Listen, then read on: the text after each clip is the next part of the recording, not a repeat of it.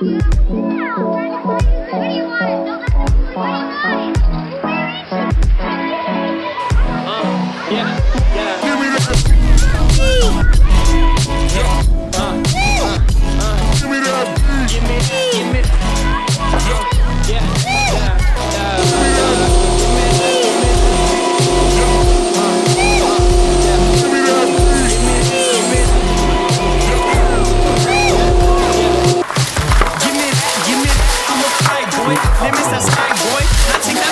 も、タンクトップ DJ です。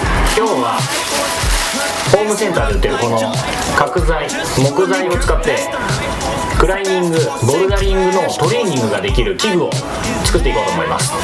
まずはこれ、ホームセンターコーナーで15センチにカットしてもらいました。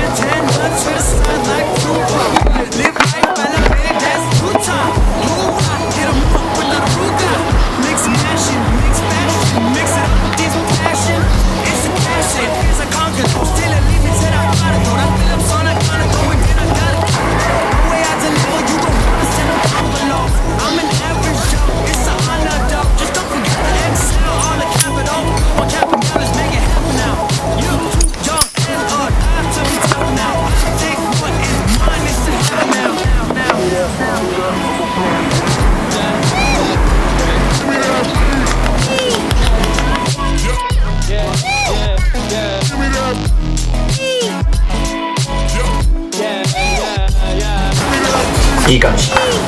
はい、ということで出来上がりました。こんな感じ。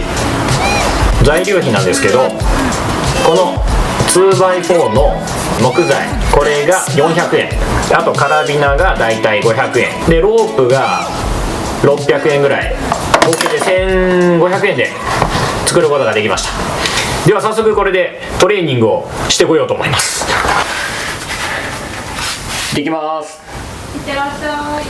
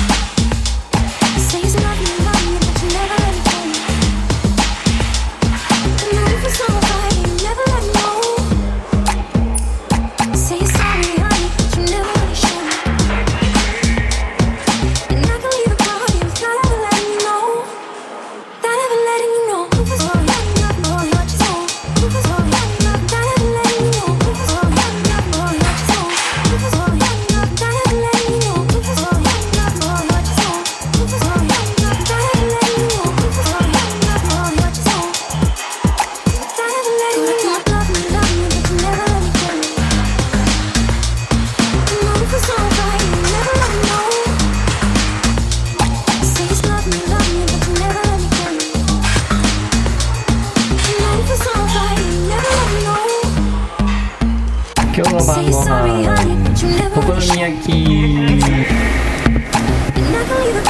プロテイン入れていい？バナナ味。プロテイン豆乳。プロテインのお好み焼き。